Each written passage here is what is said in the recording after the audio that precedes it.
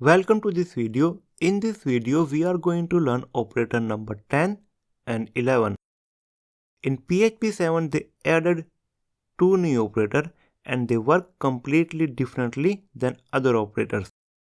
So let's see what I mean by that. Before I explain this, I just want you to remind that false is represented by 0, true is represented by 1 in PHP. I am reminding you as I cannot explain this 10th operator just with true and false.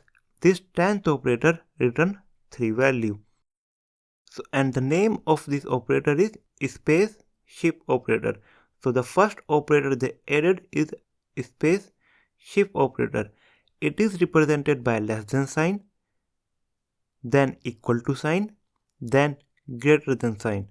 And instead of returning two value 1 or 0, it return 3 value 1, 0 and -1.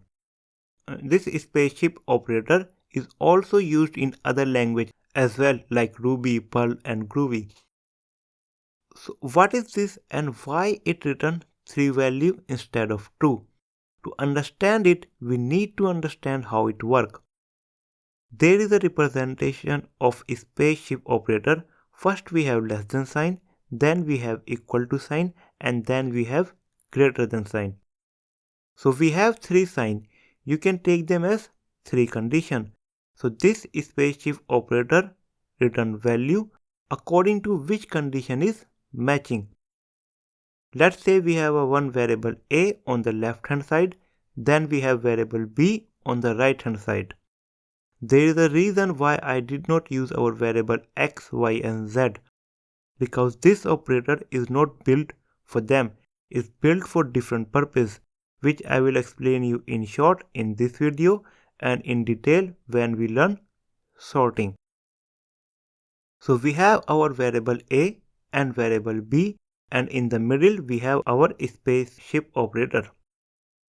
So I told you you can think of these 3 signs as a 3 condition: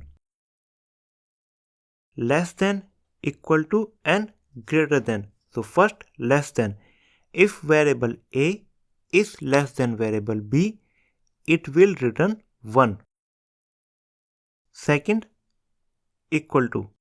If variable a is equal to variable b, it will return 0. Third, greater than.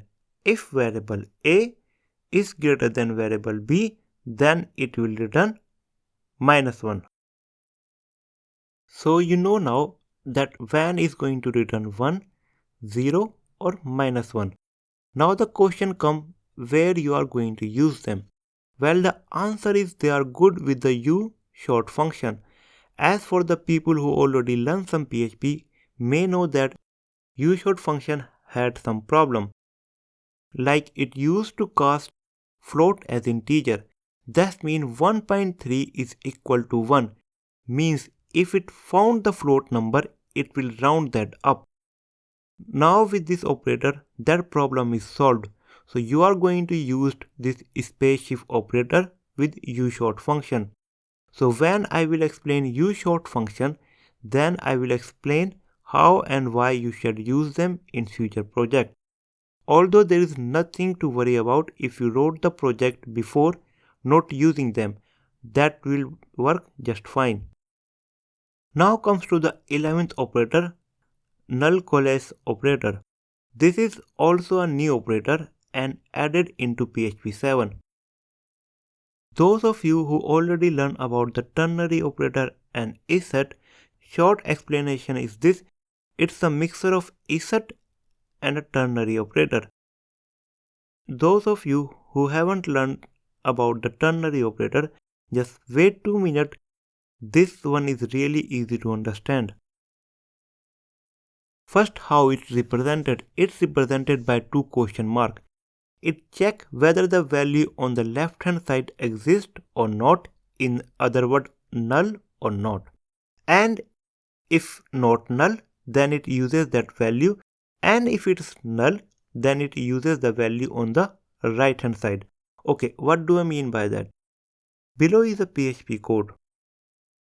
If you read this code, you will realize that we have not given any value to variable a. That means it does not exist. In short, it is null, and we are trying to echo this out. So how the null coalesce work? First, it checks whether the value exists or not. In our case, it does not. Then it goes to the right hand side and uses that value. So this code echo variable a question mark 2 will display us 2. You can say on the right hand side is a default value. If you remember the form, I said default value for form method is get. Default value basically means if you don't give any value, it's going to use the default value, and with the form it's get. But with the null coalesce, you can define default value by yourself. In our case, we said okay, if the value for variable a does not exist, then default value is 2. Now comes to the second example. This time we are going to give value to variable a. Let's say its value is 5. So this is our PHP code. So value for variable a is 5 and our echo statement is same. But this time it's going to display us 5. It won't show us default value as value for variable a exists, which is 5. So hope you understand, if the value exists, it's going to display the value, and if the value does not exist, it's going to take the value on the right hand side and use it as a default value. There is a one characteristic of null coalesce which you should understand, then you will understand it fully, and this characteristic is that you can change your null coalesce. Means you can give more than one null coalesce in one statement. Okay, see one more example. Before we go and look at our example, remember one thing. Null coalesce work from left to right. Means first it comes to variable a, then check whether it exists or not. If yes, then it will display that. If not, then it will move to the right.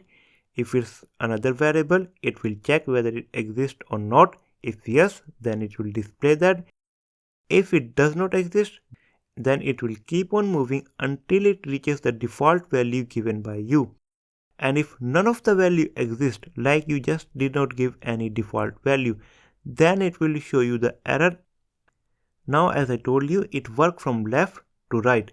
This time instead of giving the value to variable a, we will create another variable and give it a value. So this is our code. Variable b equal to 10 and echo a question mark variable b question mark 2 semicolon. So value for variable b is 10, and then we have one echo statement in which you have two null coalesce. As I told you, it starts from left to right.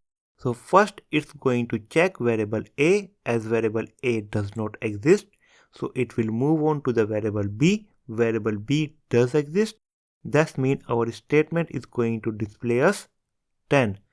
Now change our code, and this time I want you to think along me. We have variable b and its value is 10. Then we have our echo statement.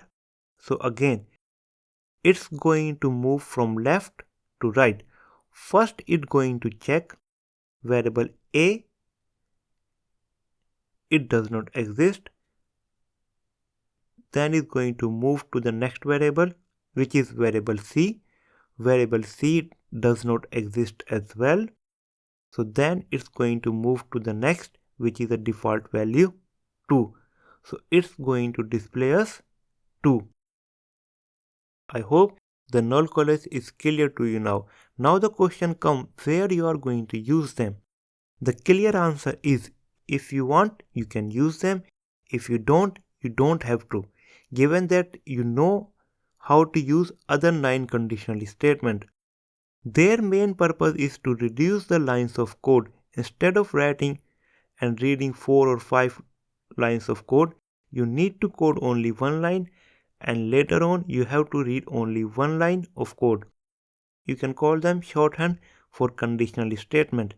In my opinion, you should learn them. As slowly you will advance in your career and you will use this kind of a code to make your job little bit easier. So it's better if you learn them. That's it for this video. In the next video, we are going to learn about the logical operator and why they are used, and they are pretty easy to understand. And next video is not going to be too long. So see you in the next video.